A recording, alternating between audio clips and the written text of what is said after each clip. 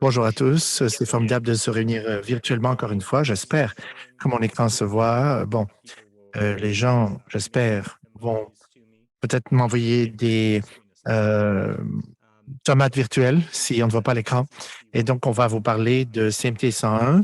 Le docteur Plamondon et moi, nous allons faire une équipe ensemble pour traiter de ce sujet. Je vais parler davantage de certains éléments en toile de fond et les diagnostics de la CMT, et mon collègue va parler davantage de la gestion et l'expérience du fait de vivre avec la CMT. Donc, alors, quelques éléments ici.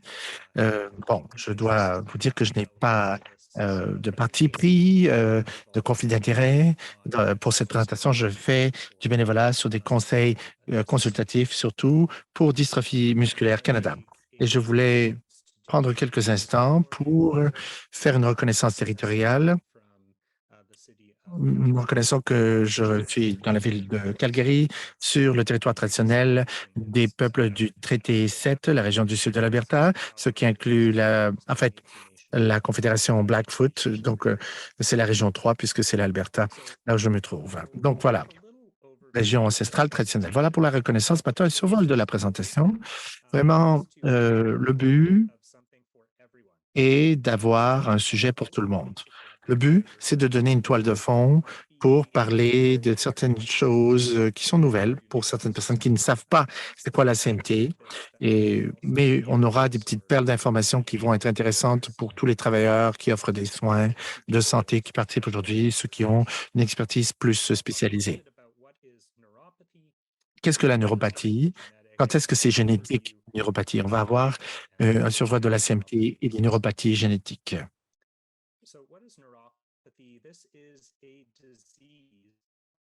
Alors, on parle d'une maladie. On voit les axones, on voit le système nerveux périphérique. Et donc, il y a une interruption des sens, des fonctions motrices, n'est-ce pas? Et les fonctions autonomiques également sont interrompues.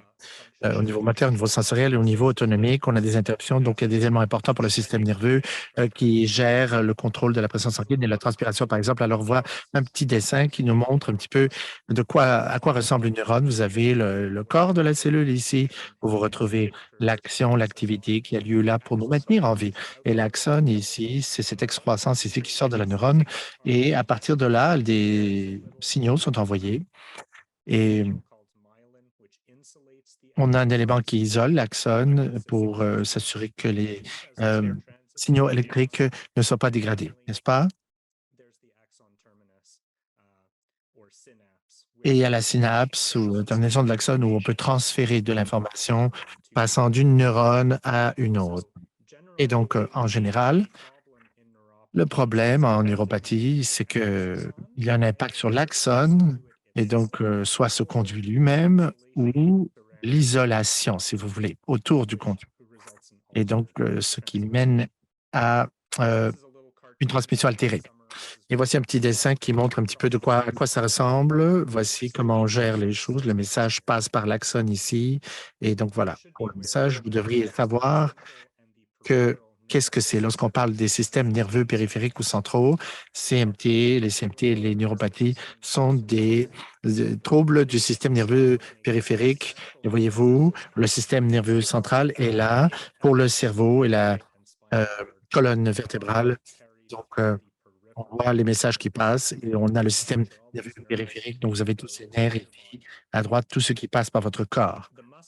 Et les muscles, en passant, font également partie du système périphérique nerveux.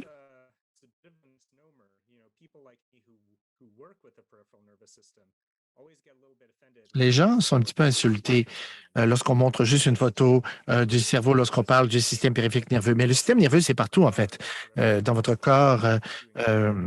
C'est très important pour ses fonctions. Donc, cet élément périphérique, voilà, des éléments très importants relativement au système nerveux périphérique. Ça fait partie du système autonome. Et donc, les fonctions ont lieu dans votre corps, des fonctions autonomes, surtout au niveau gastro-intestinal, dans le système gastro-intestinal. Et il y a des études qui suggèrent qu'il il y a plus d'informations qui passent du système gastro-intestinal vers le cerveau que le contraire, des signaux qui passent en fait du cerveau au système gastro-intestinal. Bon, vous pouvez en penser ce que vous voulez, mais c'est pourquoi on a toujours faim et on est motivé par les aliments peut-être. Et donc, cela nous mène à considérer d'autres aires de recherche très importantes, par exemple le microbiome ou la composition bactérienne à l'intérieur de nos organes, ce qui peut avoir un impact sur plusieurs maladies neurogénétiques. Voilà. J'aime toujours dire, on a le nerf sciatique et le filet mignon. Le nerf sciatique et le filet mignon. Dans l'Ancien Testament, Jacob a une lutte avec un ange et il il se fait mal et endommage son nerf sciatique comme punition contre les enfants d'Israël. Selon l'Ancien Testament, ils ne peuvent jamais manger de filet mignon. C'est fini. Parce que, à cause de ça, parce qu'on a le muscle là où passe le nerf sciatique. Donc, c'est juste un autre élément périphérique auquel penser la prochaine fois que vous mangez un bon steak, un bon filet mignon. Voilà. Une neuropathie. Mais qu'est-ce que c'est? Une neuropathie, ça peut être localisé ou diffusé. Et donc, lorsque vous avez une maladie ou un dommage, lorsqu'une structure nerveuse est endommagée. Une neuropathie focale, c'est lorsqu'on a, à cause de vulnérabilité, des dommages au niveau des nerfs. Pour les nerfs sciatiques, par exemple, ce qu'on a mentionné dans l'exemple biblique, les traumatismes, les blessures. Mais ce qui est moins courant et qui est intéressant pour ce groupe-ci, cela peut survenir de par un processus diffusé. C'est-à-dire qu'on peut avoir un impact sur tous les nerfs partout en même temps, partout dans le corps. On cherche le secteur endocrinien, les raisons hormonales ou inflammatoires. Mais c'est dû à ça des fois. Mais lorsque ce n'est pas là, on essaie de trouver des causes génétiques.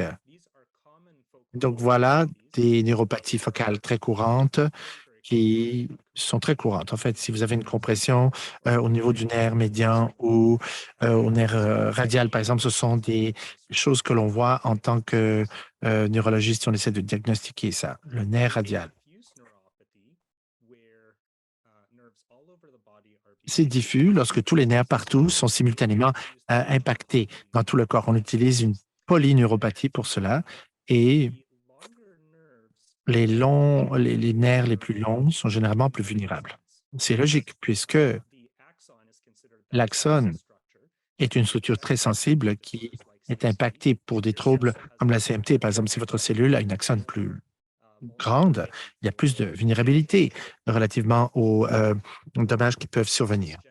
Et donc, en général, lors de ces neuropathies diffuses, on peut avoir ce patron comportemental pour les blessures. Ici, en rouge, on peut avoir une distribution style glove and stocking, c'est-à-dire que les régions les plus éloignées du système nerveux central sont plus impactées que les régions les plus rapprochées.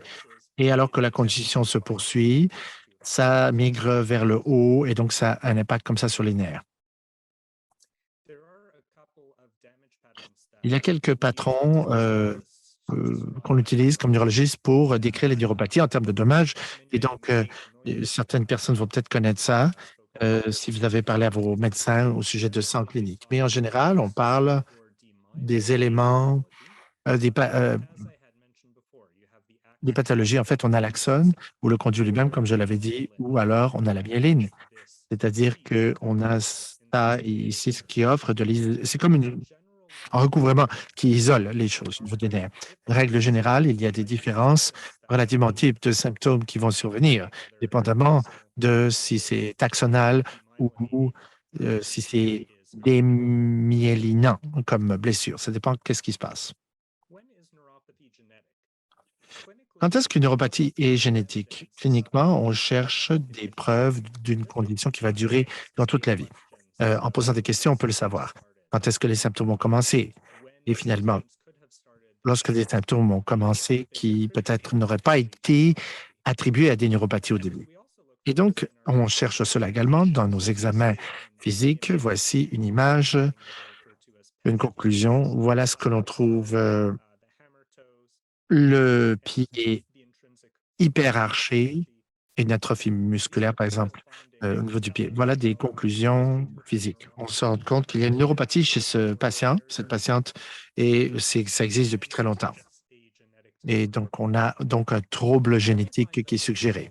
Un autre élément auquel on peut penser, si on peut penser qu'il y a un syndrome génétique, dans notre cas, une condition génétique, c'est s'il y a une combinaison d'une neuropathie avec une perte auditive, par exemple. D'autres éléments qui ont lieu lorsque il y a des conditions génétiques, par exemple la perte auditive.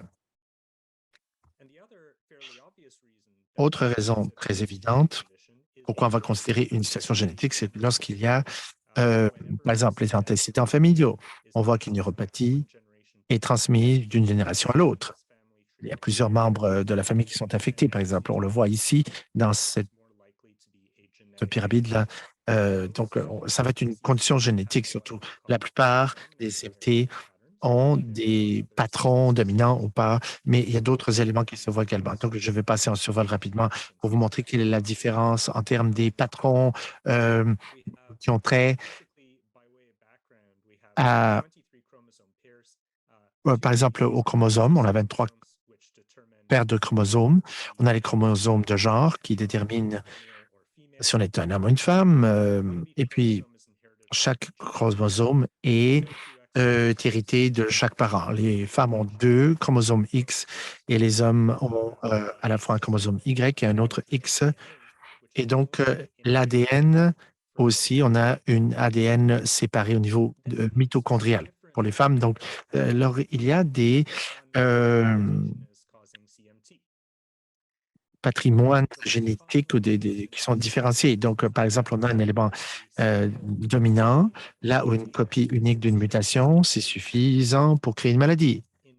Et si c'est une condition récessive, euh, on a besoin d'une mutation dans les 2 copies de la gène, du gène, si vous voulez, pour qu'il y ait une maladie.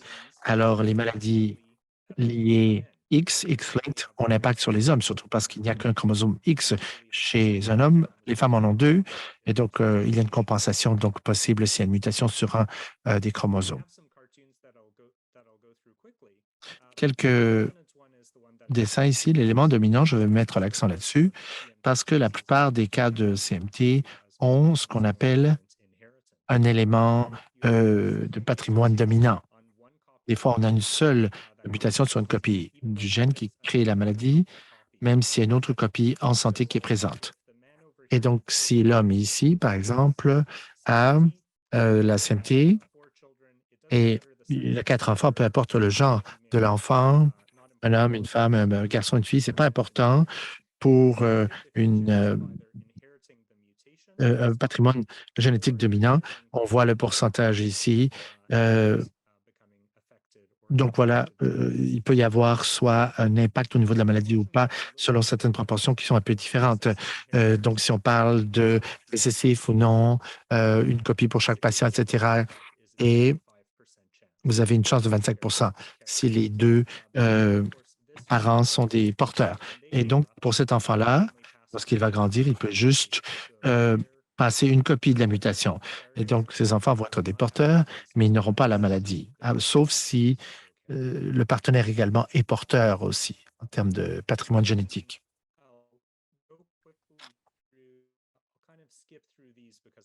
Je vais sauter quelques éléments parce que je vais avoir suffisamment de temps pour les autres éléments ici.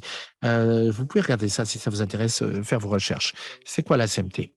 Ben, la CMT, c'est une condition qui a été décrite par Charcot-Marie, pardon, à l'Institut Charcot-Marie, et donc ça a été représenté comme ça, en utilisant cette photo de l'association CMT. Donc, euh, c'est un nom bizarre, n'est-ce pas? Mais c'est une maladie très grave.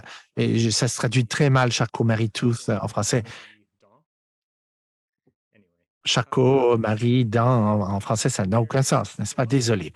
Mais on a ces personnages importants, Jean-Marie Charcot, Pierre-Marie et Howard Henry Tooth. Donc, on voit souvent une référence à shark, requin pour Charcot. Et donc, Charcot, on utilise souvent le requin comme symbole. Mais c'est une maladie très grave, malgré ce dessin. Et cela consiste en plusieurs conditions. On ne parle pas ici juste d'une maladie. Lorsqu'on pense à la CMT, on pense à plusieurs conditions génétiques. Et si vous voulez me dire quelles sont les maladies qui entrent dans ce parapluie, qui sont chapeautées par la CMT, je ne pourrais pas bien vous répondre parce que c'est débattu beaucoup entre neurologistes. Et donc, pour déterminer les catégories de maladies, qu'est-ce qui se qualifie comme étant dans la catégorie CMT. Alors, on a certaines conditions, cependant, qui ont été définies comme CMT par Charcot, Marie et Tooth et d'autres neurologistes, neurologues. Donc, on parle de la CMT classique. Et donc, il y a d'autres conditions également qui n'ont pas toutes les caractéristiques de la CMT, mais qui peuvent s'insérer dans une catégorie générale des neuropathies sensorielles et motrices qui sont dues au patrimoine génétique. Et donc, il y a le syndrome d'Egerine-Sotas qui est une forme très grave de la CMT d'entrée de jeu. En fait, ça aussi, c'est inclus comme une forme de CMT parce qu'en général, les mêmes conditions génétiques qui ont causé le syndrome peuvent causer la CMT. L'autre question,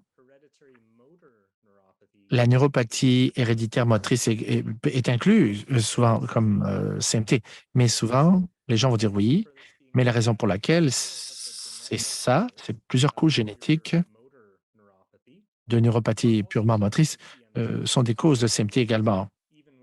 Pour une raison ou pour une autre, même avec des mutations au même gène, vous allez avoir des implications motrices, etc., sensorielles, comme on le voit pour la CMT classique, ou seulement des implications motrices uniquement.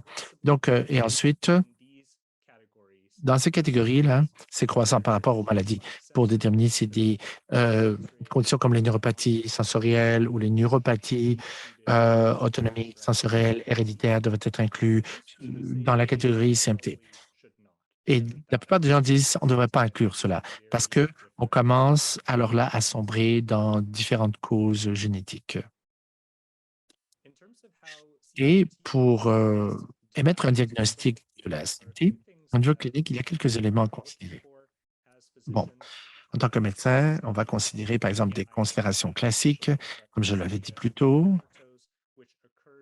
On a l'arche au niveau des pieds parce que les petits muscles sont faibles au niveau du pied et éventuellement, ça résulte en un changement dans la structure osseuse du pied. Et d'autres changements que l'on voit, encore une fois, une conséquence de, des nerfs plus longs qui sont d'abord impactés.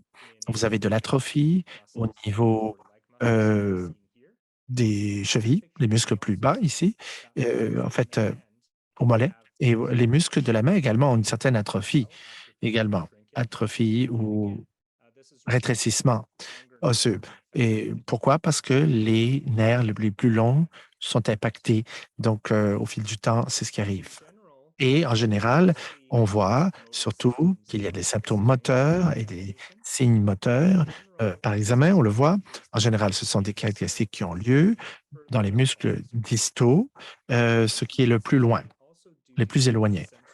Mais on a également des symptômes autonomiques ou sensoriels. Sensoriels, c'est-à-dire des picotements. On sent que les sensations nous font croire que on est comme paralysé. Bon, autonomique aussi. Des questions liées à la vessie, à la transpiration, etc. Mais ce sont des symptômes plus difficiles pour nous à identifier de façon caractérielle. Et ça peut arriver pour d'autres maladies plus courantes. Et donc, en général, on met l'accent sur ces symptômes moteurs pour cette raison-là. Alors, les patients qui vivent avec la CMT peuvent avoir également d'autres éléments qui ont trait au système, le système nerveux, ce que l'on voit ici, d'autres impacts à ces niveaux. Et comme je l'ai dit plus tôt, les antécédents familiaux, c'est très important pour nous pour obtenir un bon diagnostic.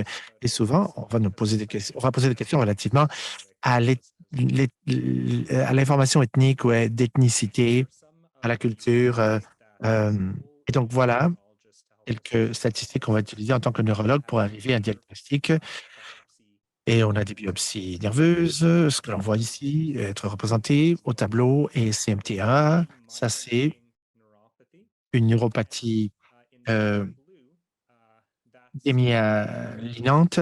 Et donc en bleu foncé, on voit où devrait se trouver euh, l'élément. Et donc c'est réduit substantiellement pour cet échantillon. Et donc, on s'attend à cela s'il y a justement un mauvais fonctionnement à ce niveau. Et pour ce panneau ici, on voit un exemple de ce que l'on considérerait normalement pour une étude qui porte sur le conduit nerveux. Et ce que l'on fait là dans cette étude, on mesure l'amplitude d'une réponse à deux moments précis et on peut ensuite déterminer quelle est la vitesse de transmission dépendamment de la quantité de temps qui passe entre ces deux sites. En fait, le temps que ça prend entre les deux. On voit ici que ça ressemble un petit peu à une réduction quant à l'amplitude. Il y a un tout petit peu une extension de ça et la vélocité a été calculée ici et c'est exprimé dans le tableau suivant et c'est réduit en quelque sorte à 24 mètres par seconde. On se réfère aussi au génotype, au phénotype et les corrélations y étant liées. Qu'est-ce que ça veut dire en termes de TMT? Bon, ça dépend du gène impacté. Dans le cas de CMT spécifiquement, cela aura un impact sur ce que seront éventuellement certaines des caractéristiques cliniques. On a certains patrons qui reviennent avec certains gènes qui sont résumés dans cette belle illustration de cet article révisé. Donc, on va chercher souvent d'autres problèmes, d'autres implications systémiques dans le cas de la CMT parce que ça nous aide à comprendre un petit peu quel peut être le diagnostic et comment interpréter le test génétique. Maintenant, d'un autre côté, si vous trouvez une mutation, par exemple, sur un de ces gènes-ci, et on se rend compte que le gène est associé à aux cordes vocales ou par une explication respiratoire, cela peut nous renseigner relativement aux choses que nous voudrons trouver, qu'il faudra chercher, bien sûr, sur le fil du temps, alors que la maladie progresse, il faut chercher ces indices. Il y a une centaine de gènes qui s'associent à la CMT, et donc, d'une certaine façon, on pense de 100 troubles génétiques associés qui sont chapeautés par le terme CMT. Je ne vais pas vous lister tout ça, ça prendrait beaucoup trop de temps. Ce ne sera pas une liste ici. Mais je dois vous dire qu'il y a 4 gènes qui sont très courants en particulier et d'importance. 90 des cas sont vraiment liés ou associés à ces 4 gènes-ci qui sont très courants. Dans plusieurs centres, il y aura un panneau qui va inclure ces 4 gènes. On commence d'entrée de jeu avec ça. Et si c'est négatif, ensuite, vous allez considérer d'autres gènes, les centaines d'autres gènes. Mais on commence par ça.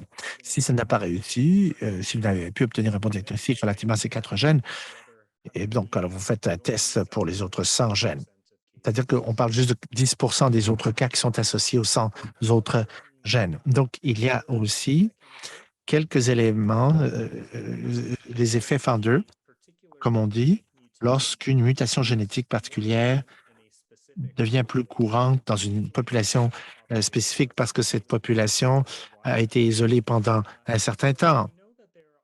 Et on sait donc qu'il y a certains gènes qui ne font pas partie des 4 et qui vont être courants dans certaines régions.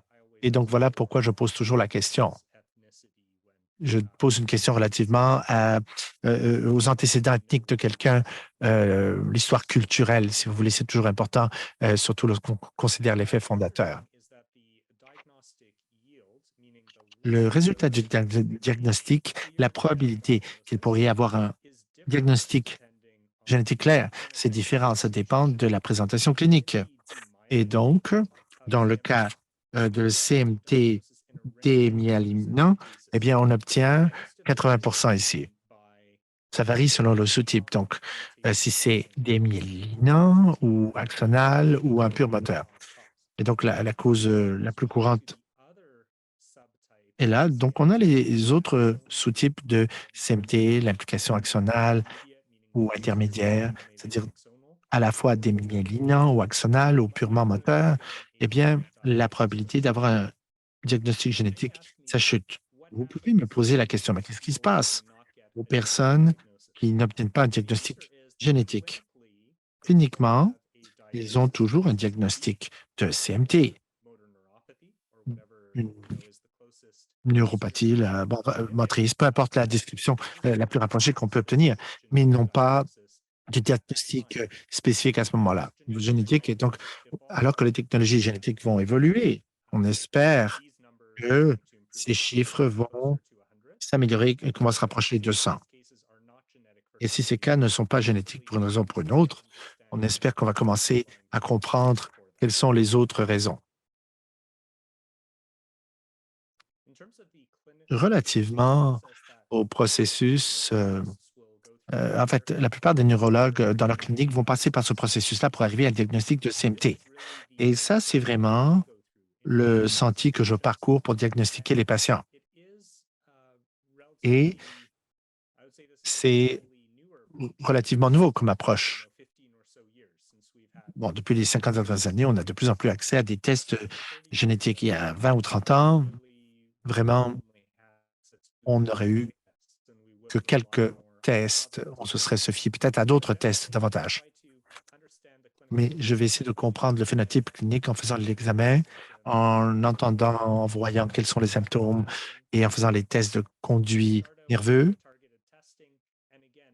Et donc, on fait des tests ciblés et ces 4 gènes, comme je l'ai dit, composent la grande majorité des diagnostics, des cas de diagnostic.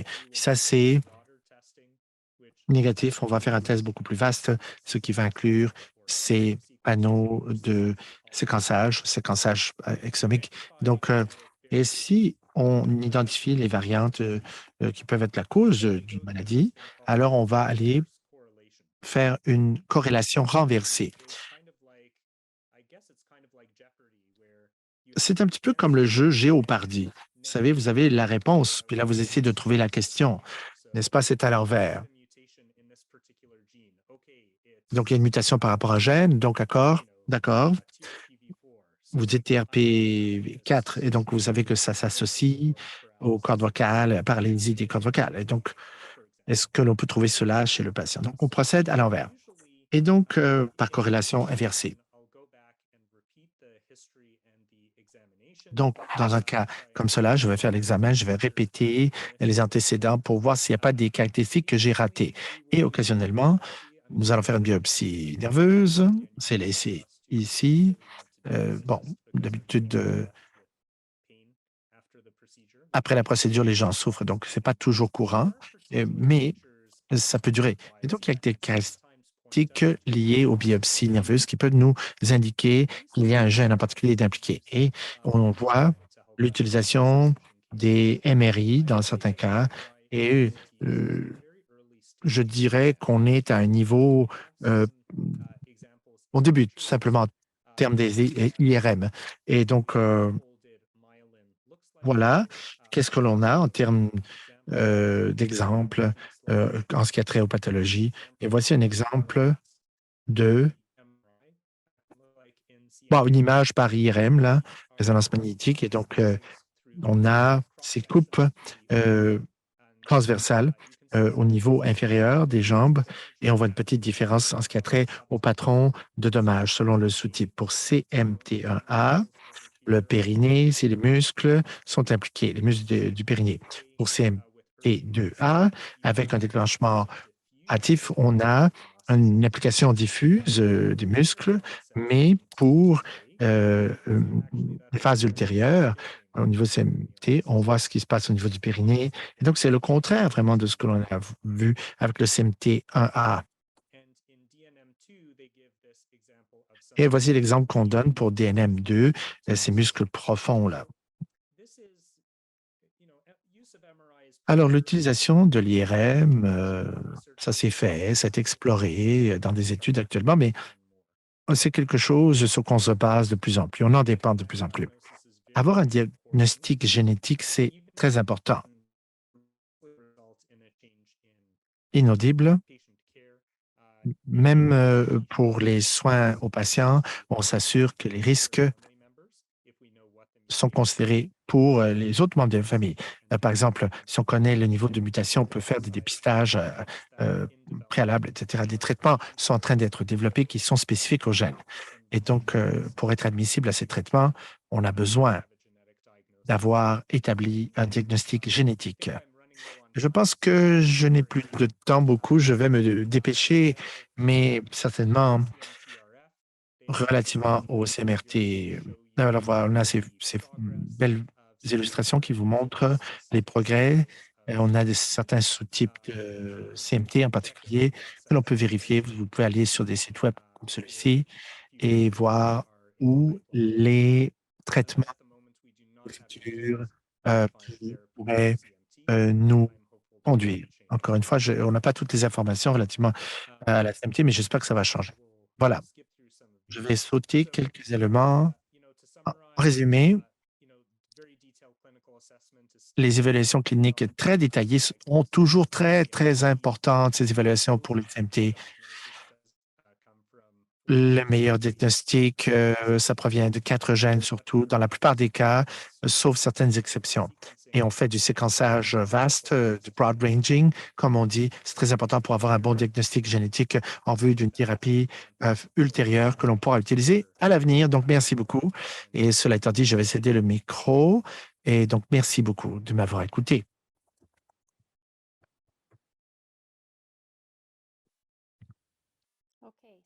Merci. J'espère pouvoir bien partager mon écran ici dans quelques instants et vous pourrez m'entendre, j'espère. Et je suis en sourdine. Je vais vous ouvrir ma présentation. Voilà. Nous sommes ici. Bonjour à tous. Je suis Stéphanie Plamondon et je vais vous faire une présentation. La gestion, la réhabilitation, les stratégies dans cette phase-là pour le SMT.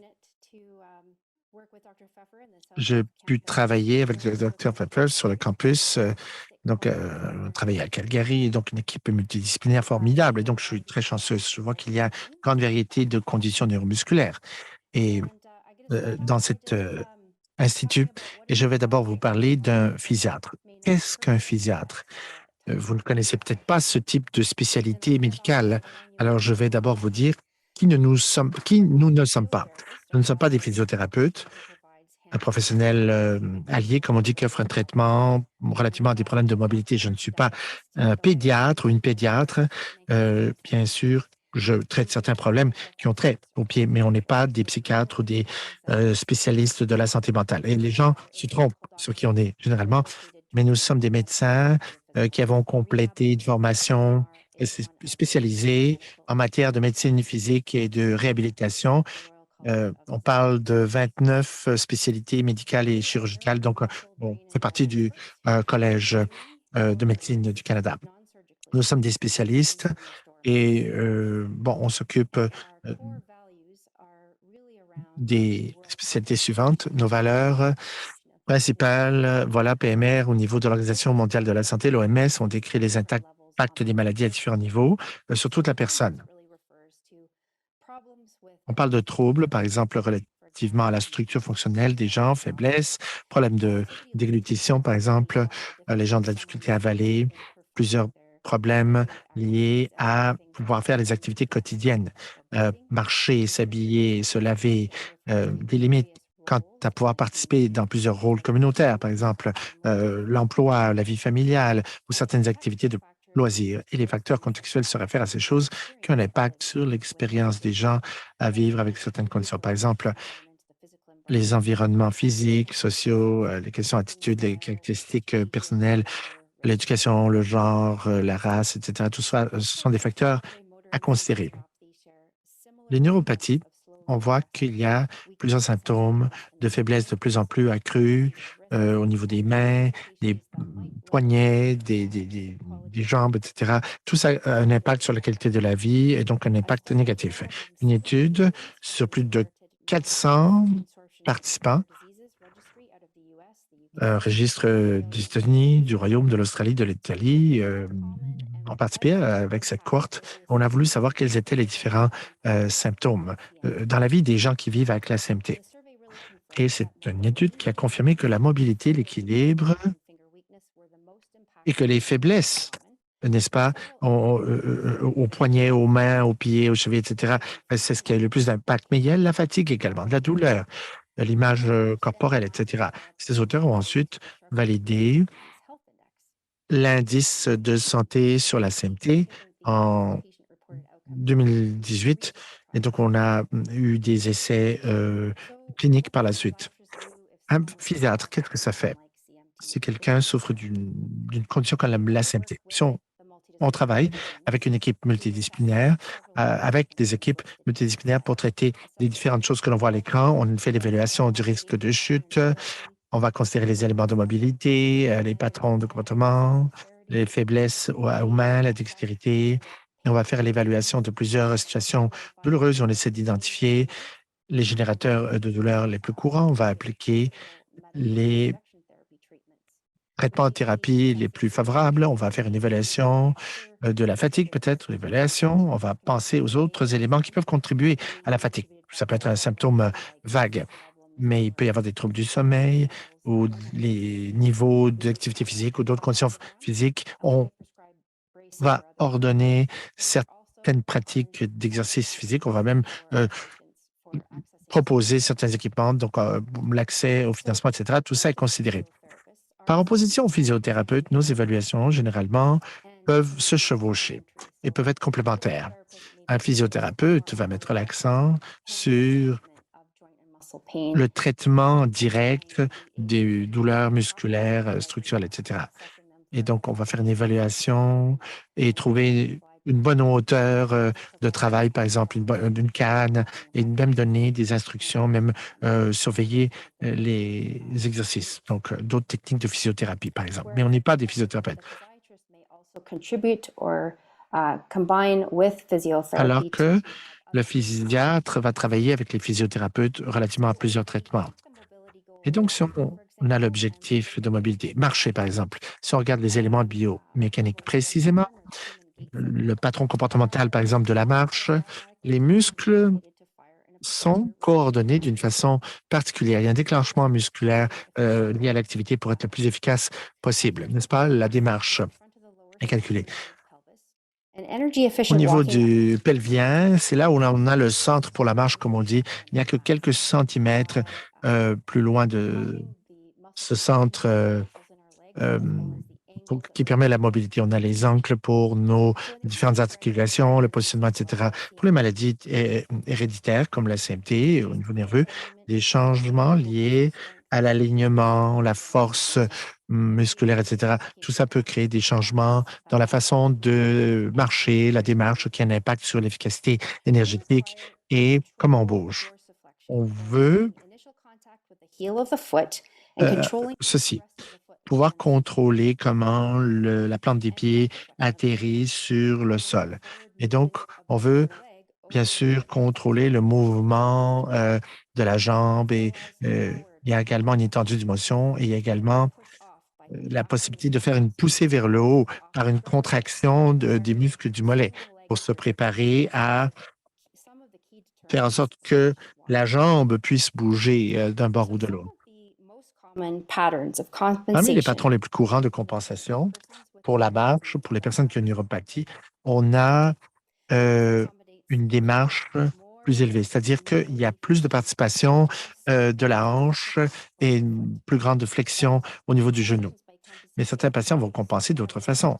Alors, de notre travail, c'est d'évaluer la compensation des gens. Et donc, ces compensations souvent changent éventuellement. Il y a plus de fatigue au niveau de la hanche et donc l'endurance également est différenciée. Les muscles des chevilles vont changer, la vitesse peut être plus lente et on peut avoir de la difficulté à se tenir et à contrôler sa posture à cause de la faiblesse au niveau des mollets. Et donc, le positionnement spatial également doit être évalué parce qu'il y a plusieurs risques accrus de chute. Il y a un coût énergétique quant au déplacement, moins de stabilité, les activités quotidiennes et même la marche elle peut être impactée, peuvent être impactées lorsqu'on compare les études. Résultat de ce processus progressif de la maladie, ce qui a un impact sur le mouvement et le développement également qui arrive. Et donc, une personne vivant avec la CMT peut avoir de la douleur aussi. Pour différentes raisons, en tant que physiatre, nous devons déterminer quelle est la source de maladie et essayer de donner les traitements les plus probables d'aider. On a plusieurs problèmes musculosqueletaux et donc on a des éléments neuropathiques, des éléments qui sont liés à la douleur nerveuse. Par exemple, il y a des problèmes de développement et la hanche peut ne pas se développer entièrement. Et donc, il y a un élément plus courant, une incidence plus courante de dysplasie de la hanche qui peut prédisposer à certains troubles. Certaines conditions ont plus de prévalence de scoliose, par exemple, ou de courbature de la colonne vertébrale. Lorsqu'on pense au traitement de la douleur neuropathique, il y a plusieurs catégories de médicaments qui ont été étudiés, pas juste pour la CMT, mais également pour la douleur neuropathique, donc pour gérer les symptômes. Et si vous considérez ce graphique, vous allez voir les cercles en vert dans les études, le nombre de patients qui ont vu leur vie s'améliorer par un traitement. En jaune, on a une amélioration par placebo ou sans traitement. Et en rouge, ce sont les gens qui n'ont pas vu leur vie être améliorée avec le traitement. Donc, voyez-vous, on essaie de mieux gérer la douleur neuropathique et quelquefois, ça peut être tout un défi. Et quelquefois, il faut utiliser plus qu'un médicament afin d'essayer d'offrir une réduction de la douleur significative et c'est déterminé à 30 de réduction de la douleur selon les études. Et donc, pour les conditions musculosquelétales et en général pour l'exercice et la mobilité, il y a plusieurs stratégies de réhabilitation pour se rétablir. Donc, l'exercice thérapeutique en particulier. Relativement à la recherche qui est impliquée pour la CMT, il y a une formation sur le rythme et sur l'équilibre qui n'ont pas bien été étudiés avec les personnes qui vivent avec la CMT. Mais c'est très faisable, très sécuritaire et on peut améliorer la démarche, l'équilibre et on peut réduire la quantité de chutes possiblement. Et donc, ça a été étudié sur différents types de conditions neuropathiques. Et donc, des exercices à la maison qui incluent s'étirer, l'endurance, la résistance pour les grands groupes de muscles comme dans les cuisses, dans les épaules, au niveau de la taille. Ça, c'est utile. On peut faire du vélo à la maison, etc. Ce sont des études intéressantes. Toutes les conditions neuromusculaires. Là. Ben, en fait, il n'y a que de petites quantités de chaque cas, mais ce sont des études qui ont montré que pour améliorer les fonctions, ça, c'est très bon. L'exercice thérapeutique, c'est bon pour tout votre corps, en fait. Ça réduit la morbidité, la mortalité, ça réduit la pression sanguine, le diabète, l'ostéoporose, les maladies cardiaques, ça réduit l'anxiété, la dépression, la douleur et ça fait la promotion du sommeil. Au-delà de l'exercice thérapeutique, bien sûr, ce que vous portez au pied, les éléments d'orthodontie, en fait, ça, c'est très important. Il y a plusieurs choses qui peuvent être utiles pour un patient, bien sûr, des souliers spéciaux avec une arche spéciale, etc. On veut éliminer la douleur autour du pied, l'alignement au niveau des orteils, des souliers sur mesure peuvent être nécessaires s'il y a une déformité qui fait en sorte que c'est difficile de chausser un soulier. On peut avoir une boîte spéciale qui est créée devant un soulier, par exemple. Et voilà, pour les éléments orthopédiques. Et donc, pour ce qui a trait des attelles, on va considérer quel est l'impact de ces attelles selon la faiblesse de la maladie et la progression. Il y a différents types d'attelles qui peuvent être recommandés ou pas. Et il y a les préférences des patients, bien sûr. En tant que professionnel, on doit considérer l'étendue du mouvement au niveau des articulations, la déformation, s'il y a des enflements, la motivation, le besoin, bien sûr, d'avoir accès à un apprentissage approfondi pour bien utiliser les attelles. Parce qu'il faut marcher de façon différente. Et donc, ce type d'attelle améliore la marche avec très peu d'efforts métaboliques. Et donc, il y a des attelles thermoplastiques, également plusieurs raisons pourquoi le thermoplastique est mieux comme renfort, en fait, au support, mais il y a des raisons pour lesquelles les patients n'aiment pas ce genre d'attelle. Les patients disent qu'ils n'aiment pas marcher avec ça, que c'est trop peut-être encombrant, ils veulent un soulier spécial pour utiliser ça. Mais au niveau orthopédique, on a démontré que oui, on peut améliorer l'élément kinétique lié au mouvement pour la marche avec ces attelles. Alors, il y a des attelles en fibre de carbone plus légères et donc, des fois, lorsque l'ajustement est mauvais au niveau du soulier, on peut considérer d'autres choses. Par exemple, c'est très difficile pour les gens qui veulent courir ou qui veulent, par exemple, un autre, bon, pour l'ergothérapie maintenant, il y a, on fait partie d'un membre d'une équipe multidisciplinaire, n'est-ce pas? Et donc, un physio va suggérer plusieurs éléments et on va avoir des stratégies compensatoires relativement à plusieurs activités. Et donc, des stratégies de rythme, on va adapter les différents items afin d'être utilisés à la cuisine ou à la toilette, d'autres équipements pour transférer les choses. Et donc, on va pratiquer les transferts, et les items de mobilité comme les scooters, par exemple, les chaises roulantes et des petits ascenseurs pour les escaliers. Et on a les fonctions aux extrémités de la main, par exemple. Il y a eu plusieurs éléments qui ont trait au positionnement du pouce lorsque le pouce est faible pour les patients qui ont une CMT pour améliorer la position de la main. Il y a plusieurs stratégies que l'on peut prescrire, des exercices pour la main. Pour s'étirer la main, on peut utiliser de petits poids lorsqu'il y a tremblement au niveau du poignet et également des gants de caoutchouc pour améliorer la fonction de mouvement. Et donc, il y a plusieurs éléments d'accessibilité, entre autres, et bien sûr, beaucoup de gestion pour la conduite ou les transports en commun, etc. Donc, on peut aider les patients qui ont de la difficulté au déplacement, entre autres. Et en général, la dysfonction pour avaler, c'est pas aussi courant, mais certains patients ont des difficultés à ce niveau. Et c'est pourquoi on a besoin souvent des spécialistes de la parole. Euh, et donc, on fait des tests spécialisés pour savoir si le patient ou la patiente avale bien. On peut utiliser une caméra pour mesurer le tout. Et donc, c'est très important si jamais. Et donc, il y a les problèmes de communication également. Si les gens ont des pertes auditives, on travaille avec des audiologues. Donc, là-dessus. Les diététiciens également pour gérer le risque d'ostéoporose, les fractures dues aux chutes. C'est possible aussi. Il faut s'assurer qu'on ait suffisamment de calcium et de vitamine D dans les apports nutritifs, également pour les muscles, etc. Pour maintenir un bon poids santé pour la mobilité, c'est très important. Pour réduire la fatigue également. La CMT peut créer des prédispositions plus au risque d'apnée du sommeil, par exemple, pour les gens qui ont la CMT, et souvent, c'est plutôt un problème de fatigue généralisée.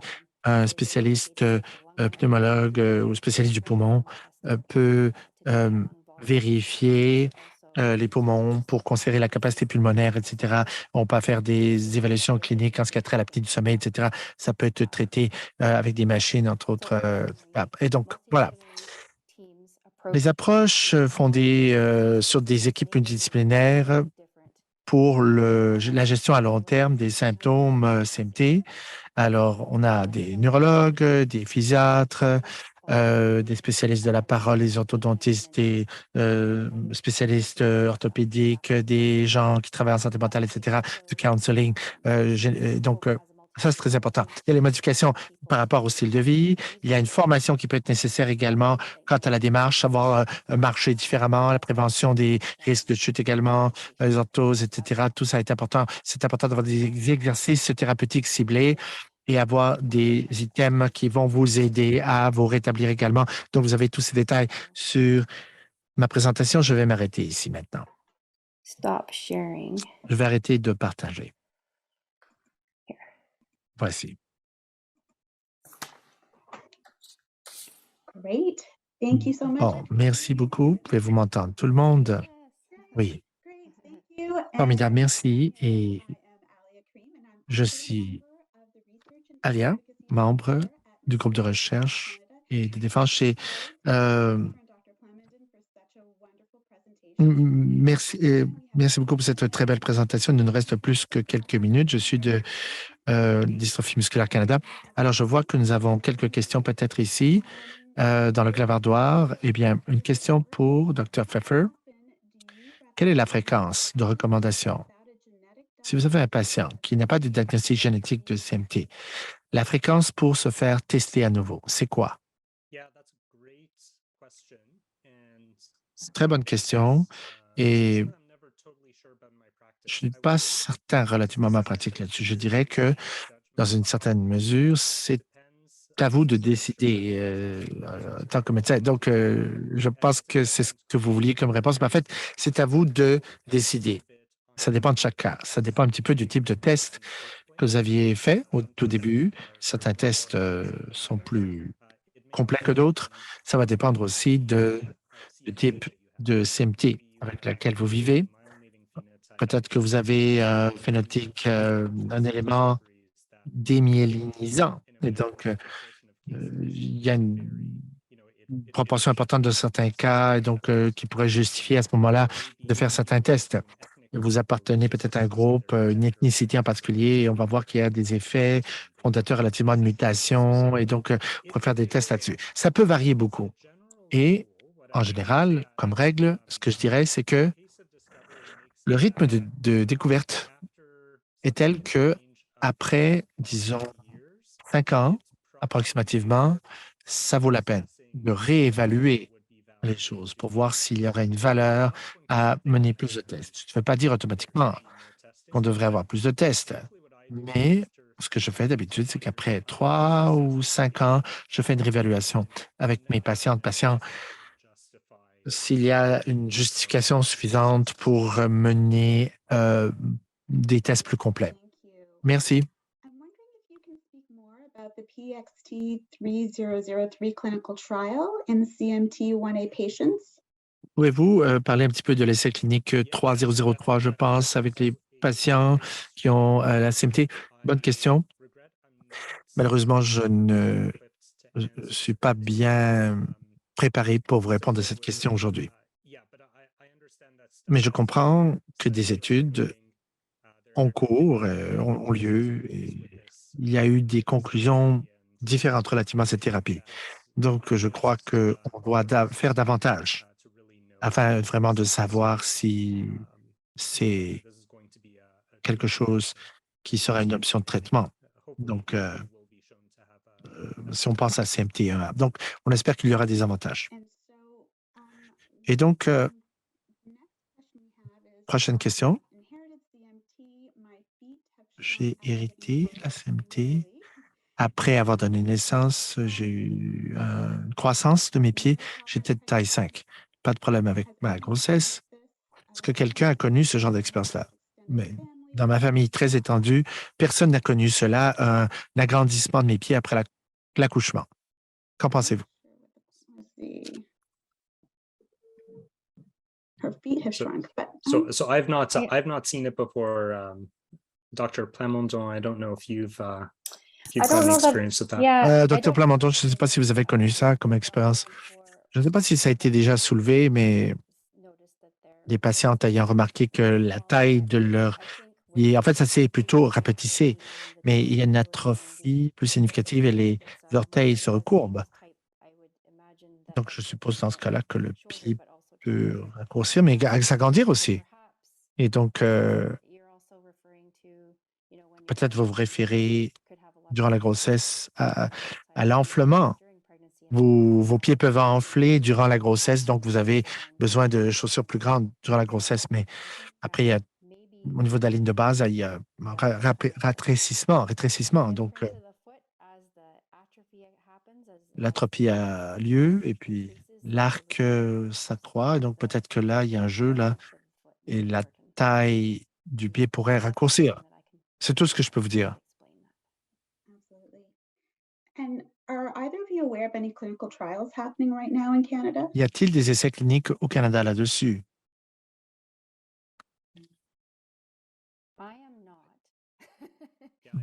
Non, non, pas au Canada, je ne suis pas au courant. Je ne crois pas. Ils ne recrutent pas au Canada, je pense, à ma connaissance. Well, I know it is 5:30 right Il est now. 5h30. We have so many questions. On a tellement de questions, donc je vais faire de mon mieux And hopefully, pour répondre aux gens. reach out to us at MDC at research@muscle.ca. Recherche, arrobas, en fait, vous pouvez chercher, faire vos recherches vous-même à la DMC, là, sur l'onglet recherche. Merci beaucoup à tous les participants. Merci pour vos présentations, Dr. Pfeffer, Dr. Plamondon. Merci beaucoup pour votre partage. C'était tellement phénoménal de vous entendre parler. Merci à tous les participants. Merci à vous, Dr. Plamondon, Dr. Pfeffer. Merci beaucoup d'être là ce soir. Formidable, pas de problème. Merci.